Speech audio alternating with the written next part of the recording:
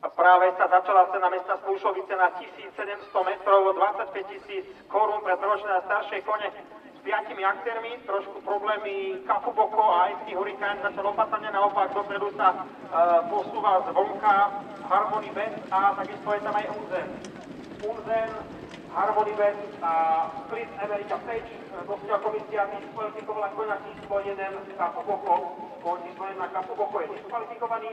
Zvyšní 4 aktéry teda bojujú o dotácie. Vodnúku po štarte vedie už Unzen, druhá je Harmony Best na tretie pozícii, potom Split America Tech a vedľa neho MT Hurricane, teda dvaja najmladší účastníci tejto zostavy.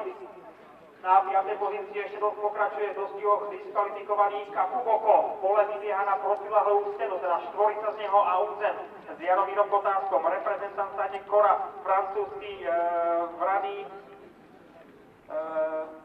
Valach si zvyšuje náskok, inak dvojnásobný víťaz v tejto sezóne, dvakrát potom smálal, ale teraz má opäť všetko veľmi dobré rozohraté v polovici protiľahlej steny. Unzen na prvej pozícii, na druhom mieste Harmony Best a MT Hurricane sa posunul zvonka na druhú, tretiu priečku, na štvrtej pri bariére rozumne jazdený Split America Tech, ktorý doteraz skôr išiel vždy zo špice a potom v závere hasol. Teraz by mohol vydržať. Na pole uzatvára so stratou diskvalifikovaný Cafu Boko. Kone už sú v záverečnom oblúku pred cieľovou rovinkou. Opäť je to Unzen, do ktorého ako keby nakopol Jaromír Kotásek a opäť zrýchlil.